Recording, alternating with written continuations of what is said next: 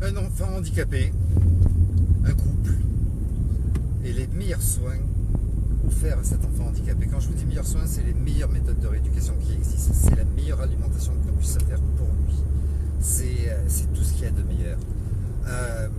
Beaucoup de kilomètres dans la France entière. Je suis chef d'entreprise, j'assume, je gagne de l'argent. Je fais tout pour que mon fils puisse combattre son handicap, pour qu'il puisse guérir, pour qu'il puisse être maintenu en bonne santé. Au milieu de tout ça, un centre pour handicapés sur Annecy. Un centre pour handicapés qui fait tout pour récupérer mon enfant. Il n'est pas destiné à aller dans un centre, tout le monde est d'accord, tous les gens qui s'en occupent. Le milieu ordinaire, une école lambda, lui est bénéfique et tout le monde est d'accord, même les parents, pour qu'il aille pour qu'il continue à aller en école avec des enfants lambda. Le CEM continue à insister, ils veulent le récupérer. Une séparation. La séparation, la maman dépose plainte pour des violences conjugales qui sont totalement fausses. Elle se fait des traces elle-même au cou. Le médecin légiste note bien quelques traces contuses au niveau du cou du même jour. C'est tout ce qu'elle a. Il n'y a pas de violence, de coups, de blessures, il y a juste ça. Elle saisit le JAF pour une mesure de protection, pour une mesure d'éloignement. Le JAF la déboute. Le JAF dit qu'il n'y a pas de violence, qu'il y a juste une dispute, et la déboute. Elle m'empêche de voir mon enfant. Je l'arrose de SMS, laisse-moi voir, et d'appels téléphoniques, laisse-moi voir mon enfant s'il te plaît. J'ai besoin de voir mon fils a besoin de voir son papa, laisse-moi le voir s'il te plaît, s'il te plaît, s'il te plaît. Je l'arrose de messages. Elle dépose plainte, je passe en correctionnel pour harcèlement. Je lui ai pas demandé de me faire une gâterie, je lui demande rien d'autre que de voir mon fils. Pour harcèlement et pour violence conjugale. Je suis condamné en étant traité comme un véritable criminel, comme un chien, comme un animal. Je passe en garde à vue.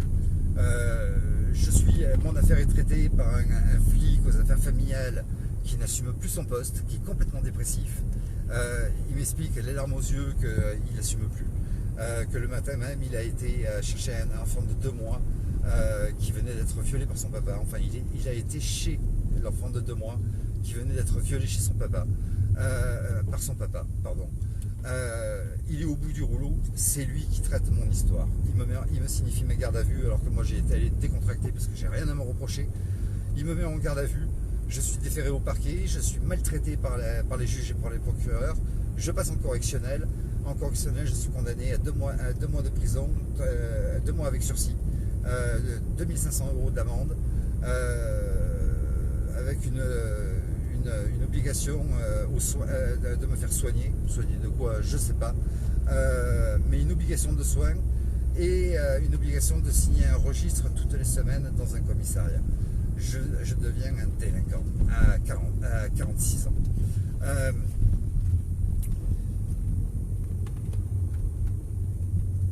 Le CEM, cet établissement pour enfants handicapés, prend parti dans le conflit parental. Nous sommes invités à une réunion où les parents sont côte à côte avec l'enfant au milieu, tout se passe bien. On parle de l'enfant, uniquement de l'enfant, de son avenir, de sa rééducation, de ses progrès, de sa santé. Sorti de là, c'est moi qui pousse la poussette jusqu'à la voiture de la maman. Je suis à côté de la maman. Le personnel de l'établissement sort, entoure la maman. On vous protège, ne vous inquiétez pas. Il y a 2 personnes qui se détachent du groupe. Je ne comprends pas ce qui se passe. Il y a 2 personnes qui se détachent du groupe qui font comme si elles allaient me pousser. Partez de là, monsieur Noubili, vous n'avez rien à faire là. Je ne comprends pas du tout. Je suis KO. Je m'en vais. J'écris une lettre à la directrice de cet établissement en lui disant est-ce que c'est normal que votre personnel, est-ce qu'ils ont vocation à s'occuper d'un conflit parental. S'ils doivent le faire, il me semble déjà qu'ils n'ont pas cette vocation-là, ils ne sont pas dans le matrimonial, ils sont dans l'handicap. S'ils doivent le faire, il me semble qu'il aurait été bienveillant plutôt que de mettre de l'essence sur les braises, et de refoutre le feu, de calmer les parents en disant écoutez, voilà, vous vous êtes séparés, nous espérons que vous allez être assez intelligents, même si le couple parental, le couple matrimonial est mort, de faire perdurer le couple parental parce que votre enfant a réellement besoin de vous. Jusqu'à présent, on vous félicitait pour tout ce que vous faisiez pour votre enfant, il faut le continuer. Non, au contraire, ils matérialisent le conflit, ils font croire à la maman qui la protège et ils insistent pour qu'elle le laisse. Vous êtes fatiguée, madame, vous en avez trop fait, pensez à vous. Confiez-nous votre enfant dans le CEM, elle accepte, il est enfermé dans l'établissement. La justice décide de le placer alors qu'il était prévu à aller dans un milieu ordinaire. La juge des enfants décide qu'il soit placé à la journée dans cet établissement. Ils ont 1,7 million de déficit à l'époque et ils ont besoin de 15 millions d'euros pour reconstruire un de leurs bâtiments qui est devenu totalement insalubre, dans lequel est scolarisé mon enfant. Les parents sont écœurés par cet établissement parce que cet établissement est insalubre, insécure. Mon enfant est placé à la journée plutôt que d'être dans un milieu ordinaire. On lui interdit sa rééducation qui lui faisait du bien. Mon enfant ne supporte plus ce conflit, ne supporte pas ce qui lui arrive, se met à vomir régulièrement. Il y a des psychologues qui l'expliquent. Un enfant peut exprimer par des mots MAUX les mots MOT qu'il ne peut pas exprimer par la bouche. Il me semble que c'est ce qui se passe. Il n'était pas malade avant, il devient malade après la séparation, il n'arrête pas de vomir. Il vit un stress pas possible, son environnement est totalement chamboulé, ses habitudes sont totalement chamboulées. On lui change même son alimentation pour du chimique à la place des magnifiques soupes qui étaient faites scientifiquement avec que des bons ingrédients. Comment peut-il ne pas vomir avec tout ça? Il tombe malade. On lui prescrit des tas d'opérations qui arrangent tout le monde, ça fait gagner du fric à tout le monde, on le médicamente à mort, je ne sais même pas s'il n'a pas été vacciné par-dessus tout ça. Sa santé se dégrade, on l'opère, on le médicamente. Je repasse devant le juge des enfants, le conflit parental ne s'arrange pas, je ne suis pas d'accord, j'essaie de faire comprendre à la justice que tout est mensonge. Le CM s'en mêle, l'enfant est placé, la juge décide de le placer 24 heures sur 24 dans l'établissement.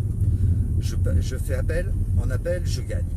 Je gagne, je gagne un lot de consolation. L'enfant est placé plus que 2 nuits par semaine et le reste chez la maman. 2 nuits par semaine. Alors soit l'enfant est en danger, on le place complètement, soit il n'est pas en danger et on ne le place pas. Il est placé dans des établissements, il a 8 ans, il n'a jamais dormi en dehors de chez papa et maman, il n'a jamais dormi ailleurs, séparé de ses parents. Il se retrouve dans des établissements qu'il ne connaît pas. La première nuit, il pleure pendant 13 minutes. Il n'y a personne qui vient le voir, il pleure pendant 13 minutes. C'est de la maltraitance. Les infirmières, elles dormaient. Je vais voir le lendemain le personnel. J'avais mis un téléphone portable dans les affaires de mon fils en mode silencieux, comme ça je pouvais l'appeler, le surveiller la nuit, parce que je connaissais même pas les gens qui allaient surveiller, j'avais pas confiance. Un gamin qui était moins handicapé que lui aurait pu rentrer dans la chambre, c'est le plus jeune de l'établissement. Les autres avec 14-15 ans, un gamin aurait très bien pu rentrer pour lui faire du mal, voire même le violer. J'ai donc peur, je mets un téléphone pour surveiller mon enfant. À 2 h du matin, il se met à pleurer, personne vient le réconforter. C'est de la maltraitance de laisser un enfant pleurer. Je me bats à nouveau contre la justice et je porte plainte contre la juge, contre l'aide sociale à l'enfance qui ne produit que des mensonges, contre le CEM qui ne produit que des mensonges aussi. Tout va en la faveur du CEM. L'enfant reste là-dedans, il subit des maltraitances, des malveillances, des mises en danger, un manque d'hygiène, des négligences.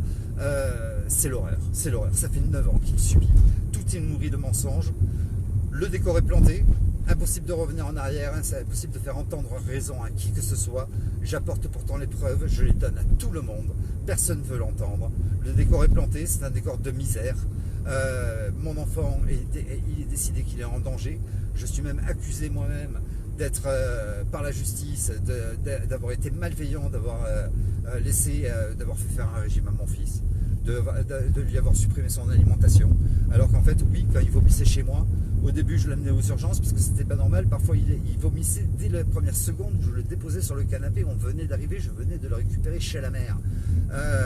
Je l'amenais aux urgences parce qu'il se déshydratait, parce que tout ça.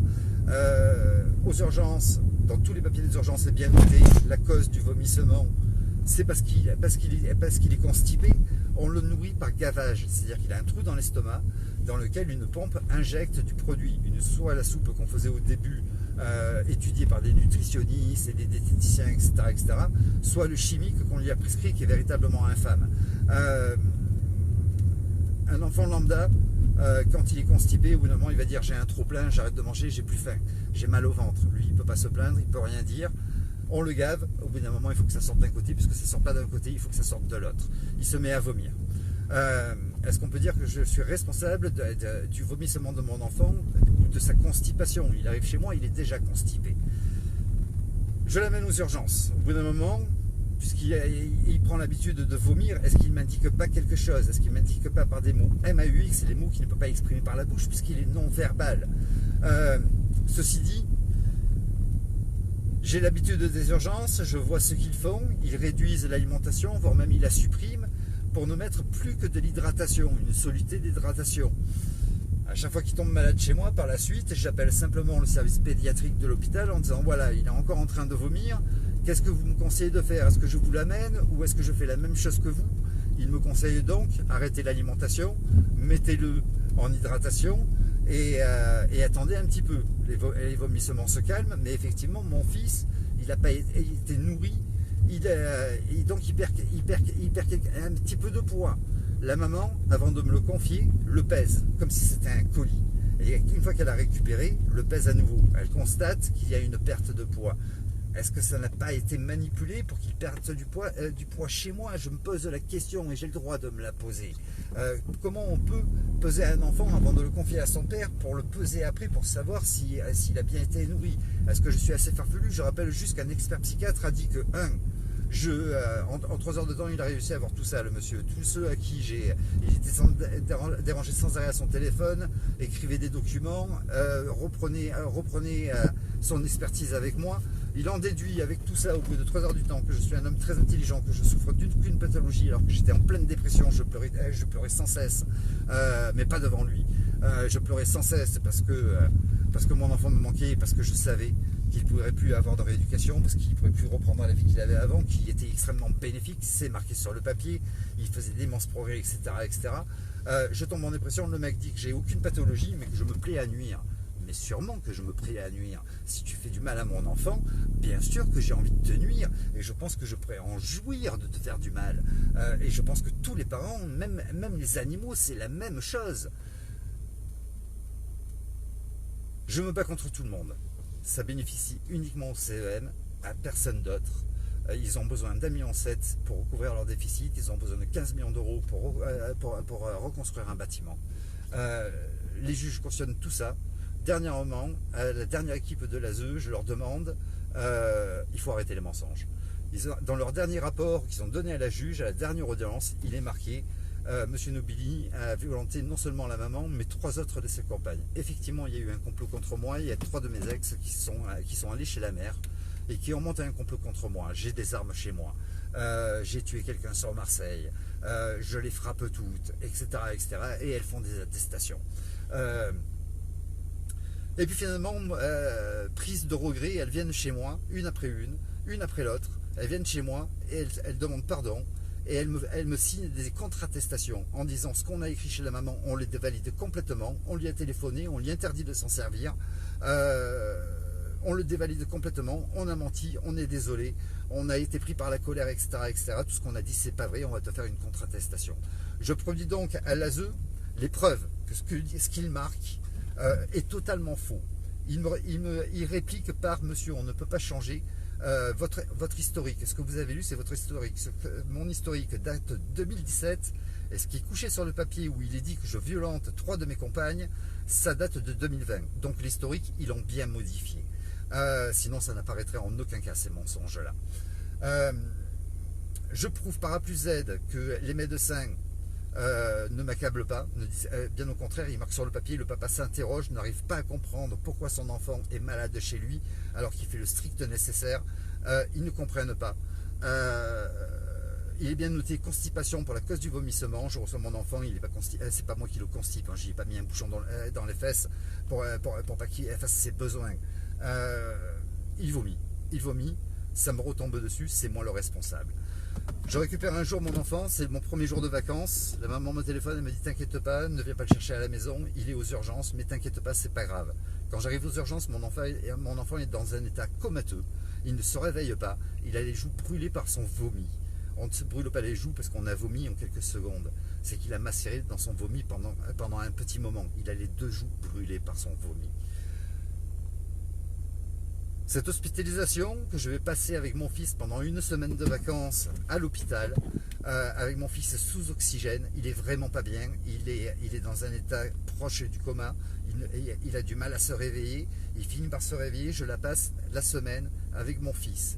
Dans le dossier, il apparaît que c'est moi qui ai hospitalisé mon enfant et je suis responsable de cet état grave, alors que c'est la maman qui l'a amené et c'est moi qui l'ai récupéré pour les vacances à l'hôpital. Et j'ai séjourné à l'hôpital pendant les vacances que je devais avoir avec mon fils. Il n'y a que des mensonges dans ce dossier. Il n'y a que des mensonges. Tout est produit en faveur du CEM avec du copinage pour que ce CEM puisse gagner de l'argent.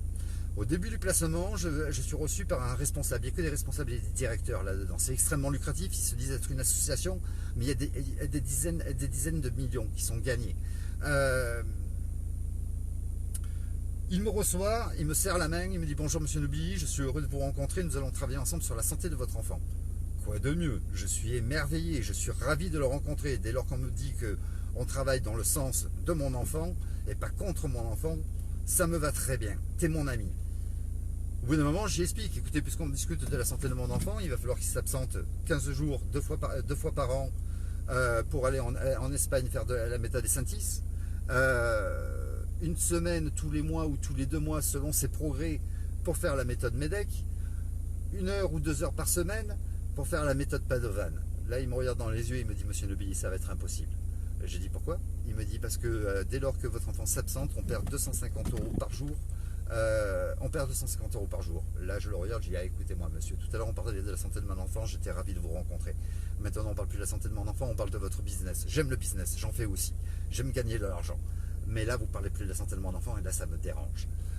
Il me dit, de toute façon, c'est comme ça, votre enfant, vous n'en avez plus la décision, c'est le juge qui a décidé de la placer, il est chez nous, on en fait ce qu'on en veut. Là, j'ai compris que mon enfant a été condamné. Ça fait 9 ans que ça dure. Maintenant, il faut que ça aille aux oreilles des journalistes. Je veux que ces gens-là, il n'est plus question de récupérer mon fils, ils ne me le rendront pas. C'est dit, ça a été dit par mon avocat, tu le récupéreras quand il aura 18 ans. Ça a été dit aussi par l'ASE dernièrement. Vous pourrez peut-être le récupérer quand il aura 18 ans. À 18 ans, je ne sais pas s'il sera encore en vie. Il en a ras-le-bol. Il me le dit clairement, par oui ou par non. Il ne veut plus aller dans cet établissement. La maman, il veut y aller, mais c'est timide, le oui. Par contre, le papa, dès que je lui dis tu veux aller chez papa, alors il raidit ses membres avec un grand sourire fou de joie. Quand il raidit ses membres, c'est pour exprimer une émotion. Et il répond très clairement le oui avec la main. Main fermée, c'est non. Main ouverte, c'est oui. Je l'ai fait devant des témoins pour pas qu'on me dise que j'affabule. Les témoins en ont pris compte, ils en ont pris note. Il faut que ce mensonge cesse. Il y a un enfant qui est en train de dessouder.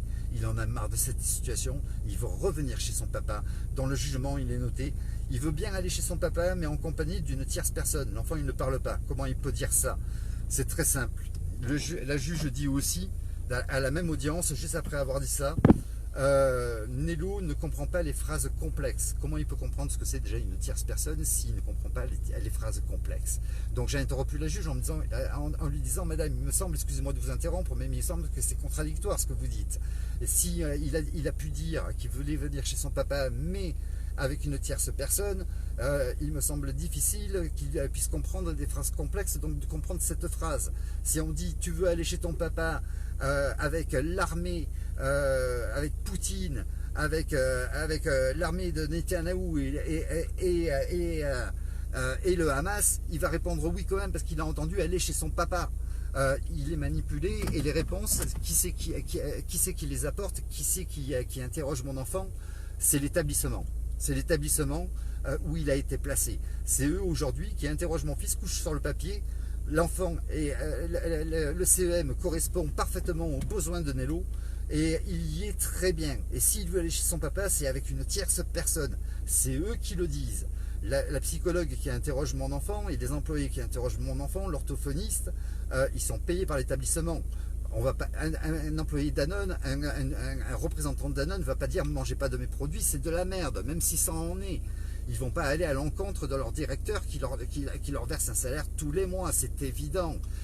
Tous les documents qu'ils fournissent, ils sont estampillés, l'entête c'est le nom de l'établissement. C'est une pure manipulation, pleine de mensonges. J'avais demandé au début du placement que mon enfant soit suivi par un psychologue indépendant. J'avais pris un rendez-vous.